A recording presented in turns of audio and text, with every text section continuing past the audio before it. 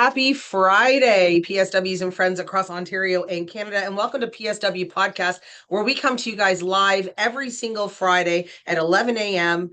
Sometimes other times, but normally Fridays at 11 a.m., where we come and talk to you guys about the white and the black, and especially the gray area of the personal support worker field where we work, etc. My name is Miranda Romanovich. I'm the CEO of the Ontario PSW Association and the Canadian Support Workers Association. And I'm joined always by my co-host, Ian De Silva, who is our Chief Operating Officer of both of the associations. And today we're talking about the challenges within long-term care. We have been given some really interesting information that we want to share with everyone here and get into those discussions. Absolutely. Where do you want to start? So let's start about with who we discuss with and what is the issue that there's a big one. So where do you want to start?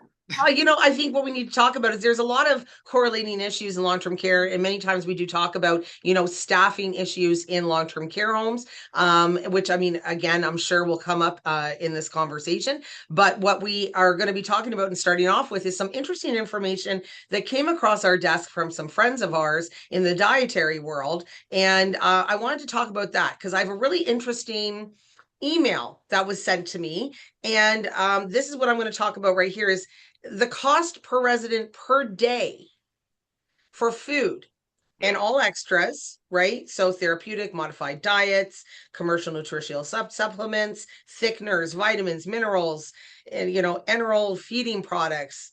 This is how much a resident receives a day in long-term care. You ready for it, Ian? I'm ready. I can't remember the number, but It is $13.71 oh, a day per oh, resident in long-term care. oh, And they, as of April 1st, they did receive a 30 cent increase, which brought them to $13.71 a day per resident. I was like a 30 cent increase in food and long-term care. When you have people in these long-term care homes that need so many different things, like I said, they get two choices for every meal and snacks, three meals, three snacks a day, right? Therapeutic and modified diets. So, like textures such as pureed or minced, allergies, cultural food requirements, medical needs, commercial nutritional supplements, thickeners, vitamins, mineral supplements. So, in my conversations with our friends from the dietary world, they also mentioned that, in all honesty, the amount of money that a resident gets in long-term care is $10 a day. Once you right. take off all of those other requirements that they need to be giving them and feeding them. Because those requirements are built into the average cost across the entire population, right? That's the reason. Absolutely, yes. But here's the thing that got me. This is the thing that ticked me off. Is then they told me how much correctional facilities receive, our jails, for the inmates. All So right. criminal. Okay. So They convicted. receive convicted criminals. They receive $14.49 per inmate per day for raw food alone. Well, These inmates typically only get one choice per meal and a snack. Minimal need for therapeutic diets, thickeners, supplements, modified textures, very minimal need. And they get $14.49 a day. Why is it that our criminals are getting more money per day to be fed than our residents in long-term care homes that actually built the society we live in today? right. Even when you factor in, okay, even if you factor in the economies of scale element, and that if you're able to achieve a savings because of an economy of scale, Yeah. why not just make the increase because you've saved that money, reinvest it back in and bring that number back up then? Or bring You it know up what? to $15 a day. Like it should not be lower than criminals. I think most people would agree with that. I don't think It that's should some not be outrageous lower than statement. criminals. Like just So they're being fed better. So they go out, they commit a crime, they get convicted, they go to jail, yeah. provincial. Okay, Yep. so this is provincial, 2 years less a day, jail, and they're getting fed better. They're getting more money than our residents in long-term care homes. Make that make sense to me, because that does not make sense to me. And if anything, that's another slap in the face. I mean, yeah, I guess. Well, absolutely, it's a slap in the face. It's also like it also shows you the value in how we're viewing the long-term care population. Yeah. So, I mean, you and me came when we were younger, much younger, we had sanitariums in Ontario. So Yeah. going back to the early 80s, we lived back from our time. So we're dating ourselves now. We had sanitariums where we warehoused everybody. I'm worried we're heading in that direction again. Look, that It seems like that to me when you're looking at how the modern long-term care is where we have the cheapest food, we put everything's just warehousing. So that's a huge concern. I don't know what can be done, but I mean, at the end of the day, I think a light needs to be shone on it, and the public needed to be informed about this because this is a really big issue. And I mean, if you think about short staffing in long-term care homes when it comes to personal support workers, there's also a massive short staffing of dietitians. So dietitians and there's other names, food service workers, cooks, nutrition managers, and registered dietitians. There is a very, they don't have adequate funding for these homes to have those people in there. One interesting tidbit I found out, which I think the PSWs are going to be very interested to hear this. PSWs are not supposed to be feeding the residents. no, that's PSWs are not supposed to be doing those things. It is supposed to be, a food service worker or, nutrition managers, registered dietitians. Like it's supposed to be them, but there's not enough funding in long-term care homes for them either. So there's so not even enough for PSWs and there's not enough for them. okay. So we spend What's money on going these on? long-term care homes. We spend it. We have some. We don't know the difference between nonprofit and for-profit. We don't. I don't know. I'm just No, gonna. no, I have no idea.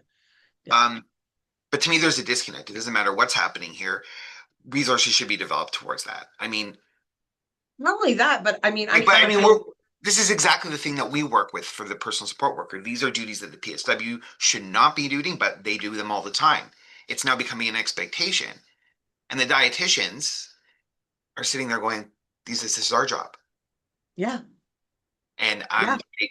yeah, so, oh I my, couldn't imagine being, I said this to our friends and the dietitians. I said, I couldn't imagine being a dietitian and being handed a certain amount of money, a low amount of money, and having to, figure out how to feed all these people with all these different varying degrees of different needs when it comes to food in long-term care. I couldn't imagine. I don't know how they do it. I'm very impressed with them because they do it, but I don't know how they do it because it's like they literally have to be like, can we give this person more chicken?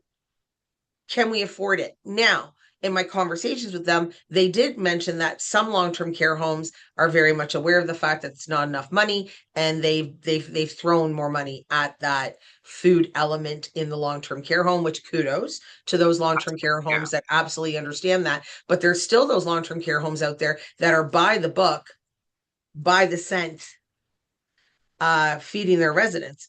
And it reminded me of a story when I worked in long term care, and I'm not going to say where I worked, but when I worked in long term care, and I remember working in, and it was a weekend shift, and we didn't have any. There was no dietitians, there was no food managers, there was nobody there, and there was no food.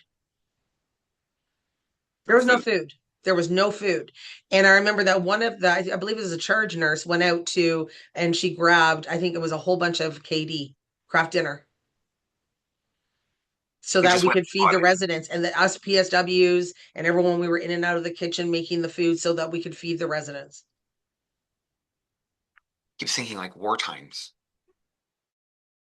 It's Like, it's yeah, but people don't know about this. And then but this is the problem. So that charge nurse, God bless her, just for going out and name taking was Sharon, by the way. So good on Sharon, well Sharon. done.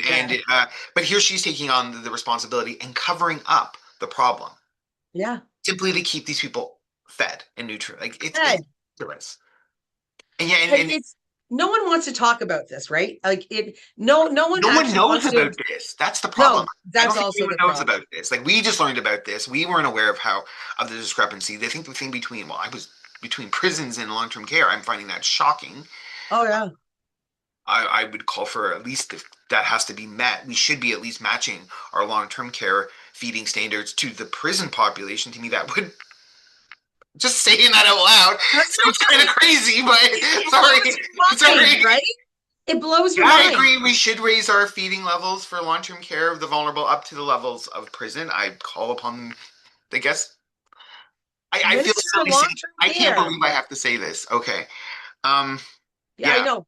I can't believe we have to say that. But then again, this is not the only thing. I find there's a lot of accolades, there's a lot of, positive stuff out in the media about, you get a long-term care home, you get a long-term care home. Everyone's getting long-term care homes, but no one is actually dealing with the yeah, issues within these long-term care homes. And yeah. I mean, I will say kudos to the government for building all of these new long-term care homes. Good on you. They're desperately needed, but they're also not going to be completed fast. So we're still dealing with a population. There's still people in long-term care homes. It doesn't matter if they build new long-term care homes. If these are the standards that are being employed in these homes, it doesn't matter how many you build. It's a warehousing. That's what they're telling us. We can build these quickly. I don't know. I'm still grappling with the whole raising to the prison thing. You Sorry, know what, when our friends in the dietary world told me that, mind blown. I mean, as some of you, not all of you know who are watching, I actually was a correctional officer in a past life, before I was a personal support worker. And I mean, they never ate bad at the prisons. They actually had pretty dang good food. And when I sit back and I think about my time working as a CO and then working as a PSW, and seeing what they ate. Like I remember when I worked as a PSW, they get like one piece of ham and like some peas and maybe some potatoes, maybe. And it was not definitely not a meal that, you'd write home about. It was a very standard bland meal, which I mean the majority of them eat bland food. Let's not, lie on that front because of true, true. medical reasons and so on and so forth. But let's do better. Like like it's kind of like What I can want we to do ask better, right? I Sorry. I want to ask the Minister of Long-Term Care, what could you have done differently? And not to mention, we were dealing in the last 3 years with some of the most dangerous work environments, highest WSIB claims, lots of myths about jobs being available when we know those jobs are being posted. People are being recruited, but they're not actually given hours. So yes, you can Going say on that. in this Oh, world, that was the one Ian. thing I do want to talk about. That I forgot about this. So it Okay. wasn't mentioned in the legislature that the MPP Michelle Cooper did bring up. So kudos to Michelle for bringing up this point about long-term care. But it was commented from the ministry that they've hired. I think I'm going to review this. I think they said 16,000 over the last 4 years. So Yes, that's four that's thousand correct. a year. Okay, Yes, yes. that's not taking into consideration a attrition rate. That's not taking into consideration any of that stuff. So, um, I'm not seeing those numbers alone aren't showing me a huge, robust hiring sprees when we're talking about a province of 12 million people. You know, that's what went through my head. I thought that, like, because I know we've trained more than that in the province of Ontario in the last 4 years. Have we not, Ian? We have, anyway, the premier have always been, we need as many as we can get. The Yeah. doors are open. But So I'm only really confused. 16,000 were hired? Yeah, I'm very confused by this because this is very low, what I consider. And then we're only getting, I mean, they've only brought up the hour of cares by one, and there's reports. I mean, even how they calculated that was odd. I mean, yeah, it's there's a lot of questions about the integrity of this recruitment, of Well, what the recruitment I'm direction. kind of wondering what's going on. Like it I really don't did know. trigger in my brain because when we were a part of that big campaign with the Ontario Ministry of Long-Term Care, there was such a push for us to have like to recruit. Thousands. There's still an element of recruit. We need more PSWs. We're gonna need 54,000 new PSWs by 2027. Okay. And but you've only hired 16,000? Like, And and you yet say this we publicly, like it's great when you're telling people we're hiring 27. yeah. Yeah, it's I'm like, why are we celebrating this fact? If anything, I think it's a fail. And then you got to ask yourself, I why say are these long-term care homes not hiring full-time people. full-time people? No, I'm going to answer some of that though, just real quickly. I know we don't have endless time here, but a lot of long-term care homes are unionized. Do you have intake restrictions or seniority issues in place? So there are some structural issues. That being said, I don't think labor unions, collective bargaining agreements are against new people coming into their job settings. I think that's the Say so. intent No. for the Yeah. unions, and that would be the intent of the employer and the people in those cares. So I don't understand what the background, what the backstop is. I don't. I'm sorry. I have no idea either. And maybe they were thinking that the long-term care homes, that they'd be built faster and and just from dealing with, I mean, we work with the Prescott Russell long-term care home in Hawkesbury, Ontario, who just built a new facility, and we're doing some advertising for them to recruit because they need to find something like 150 new PSWs by December. And even just speaking with them, like there's a really big process in opening a long-term care home. Oh my It's God. like it's they thought they were going to be opening like last September, and now they're aiming for, I think September of this year, if I'm not mistaken. Yeah. But it's like, can we be, I guess It's- what we're saying overall, Ian, is there's no realism in this. There's no like well, realistic. when the only long-term care providers that we work with and we've spoken with have the same issues that we deal with, is this system so great? The I system's don't know. not great. And now, so I I, mean, I think it's over bureaucratized a little bit, but that's just a thought because oh there's no, it's absolutely over bureaucratized. I will say it. and they should be spending those resources into inspections rather than because they don't spend that resources on tracking. We know they don't have data because we had to release the information on where PSWs come from. It's like they don't do it, so I don't know. A Where's lot of all this? questions, but And let's the big question is, where's all this money going? where is it going? Like Where is it going? Where is all this money going? I mean, is it going into, Malta, Belize? we don't know, and it could be going. And again, these are there are the envelope system set up, so this is we simply don't know. Um, but I No. think this ties into the thing of what we can do better, and what we can do better in long-term care is we need to get the staffing in there. They need to actually hire. There are 10,000 PSWs unemployed right now in Ontario. You can hire. There's no excuse for that not to be numbered to be doubled.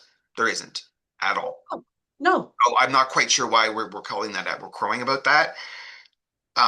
So I uh, don't know. I think my big thing is, and I know the Minister of Long-Term Care tries her hardest. I do. I do. It's not an easy gig to have. However, some reality checks need to happen. And there needs to be conversation, because what we're hearing and we're seeing on the front line every single day from our members and from PSWs and from the public at large, and what's coming out of the Ministry of Long-Term Care is not meeting.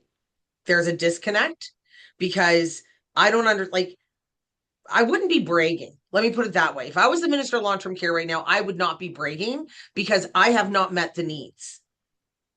And employers will tell you one thing, but the front line, the very front line of Ontario healthcare will tell you the truth. They mhm. will tell you what's happening. They will tell you what's needed. And our voices need to be echoed in what the ministry is listening to. Yeah, because I don't we Because don't know what the ministry is listening to. Like it's we have, this one ministry is a little bit askew, and so it's but yeah, yeah, it is frustrating, especially when you hear that we have these meetings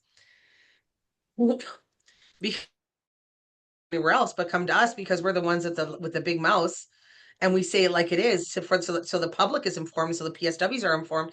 When our population in long-term care is being given money per day less than that of a provincial criminal, convicted criminal, we and that one's really hurting. really need to look at what we're doing.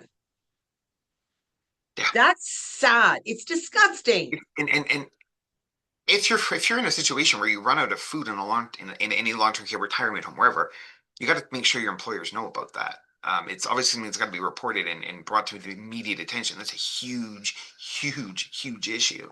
Actually, just So remind me of a story. I think I was interviewed, oh gosh, before 2010, when I used to actively work in long-term care, and I was interviewed by CBC, and they had asked me to describe a day in long-term care, and I had talked about how I remember one of the long-term care homes I worked at, that they stopped feeding the residents apple juice because it was too expensive, and we had to start feeding them Kool-Aid. apples grow everywhere in Ontario. It was too expensive. Ah, So now we had to offer them Kool-Aid instead. lovely, Yeah. lovely. And that I remember that. I remember like there's so many different things. And the sad part is too, is like when I talk about these stories back from when I worked in long-term care, my goal is always to have a positive follow-up. And I've yet to have that positive follow-up because I talked to a PSW the other day and we were just talking about working in long-term care. And I said, oh yeah, I remember with incontinence products that we literally had to hide them in the ceiling tiles, the extra ones, in the resident's room because management would come around and you couldn't change this resident because there's three lines on a product and they wouldn't allow you to change the resident until they were at the very last line.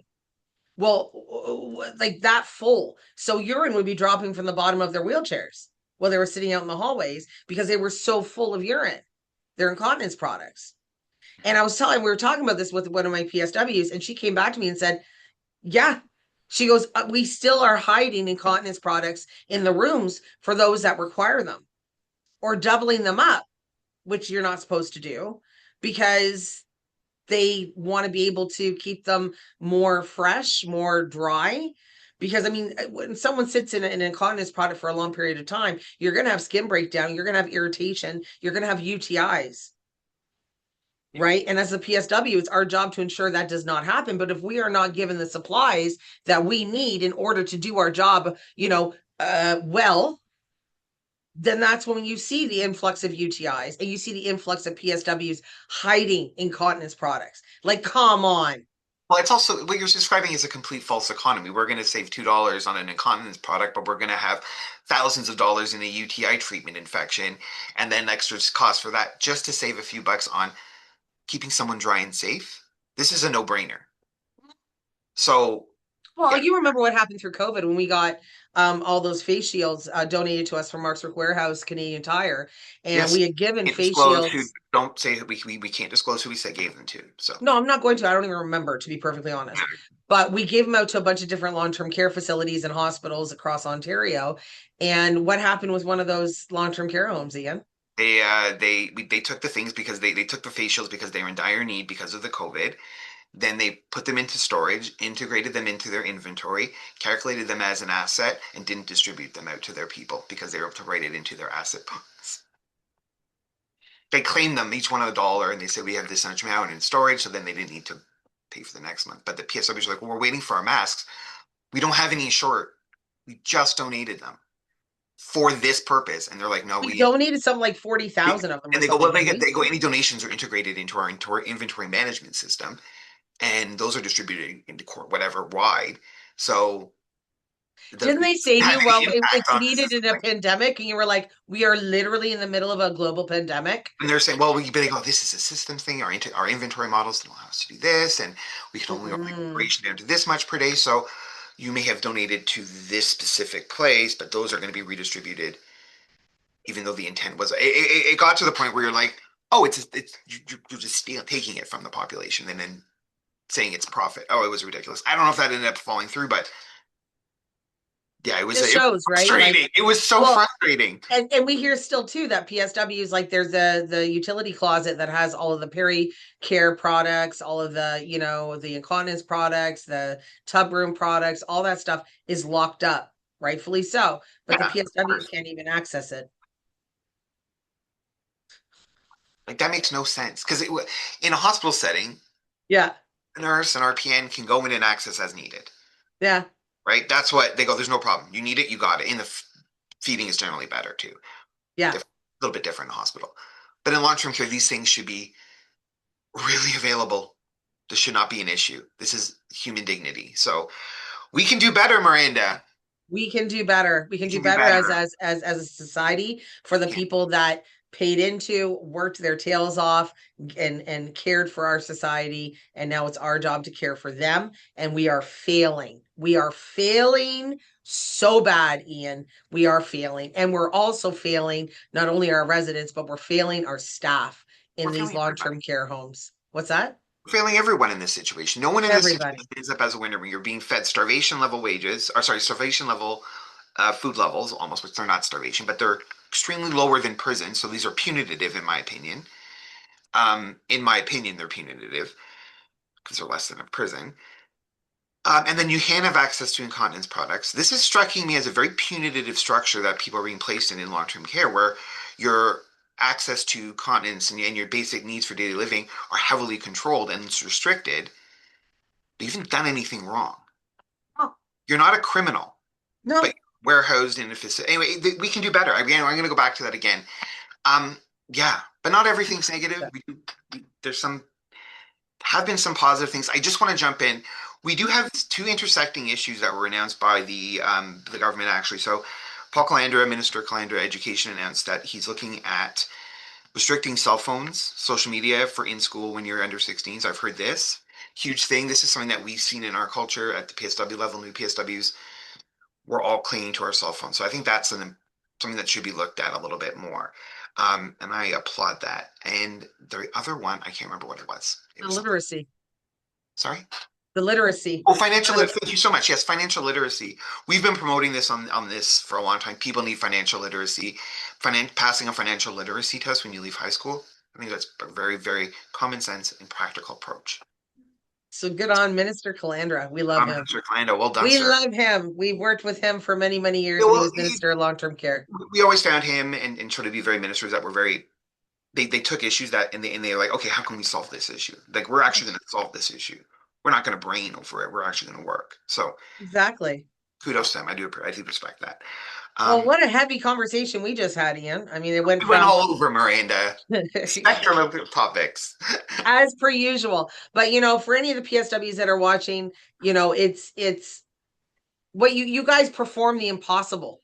If you break it down like this, you are performing the impossible. And that just doesn't just go to PSWs, but also the nurses and the dietitians and all these Yes. individuals, that work in the long-term care sector, all over healthcare. Let's be perfectly honest. You guys perform miracles every single day. And I want to thank you on behalf of the association for everything that you guys do every single day. It is not an easy job. It enrages us here at the association with this level of neglect, really truthfully, in long-term care homes when it comes to supplies and food and so on and so forth. And let's do better. Let's get more money for our long-term care residents for food each day, and let's make it more than our criminals, shall we? I I would like to think so. Yes, I agree. Let's do it. I'm into that. So thanks so much for joining us again on yet another PSW podcast where Ian and I use this as our very personal venting sessions. But I'm glad that you guys absolutely enjoy it. We bring up the real issues here in Ontario healthcare.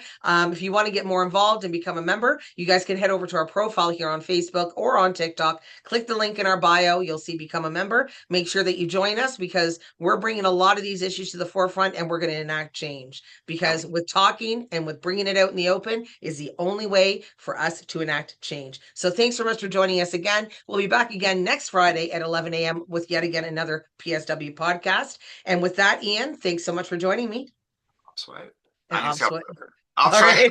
And we're going to say Opsway. Opsway.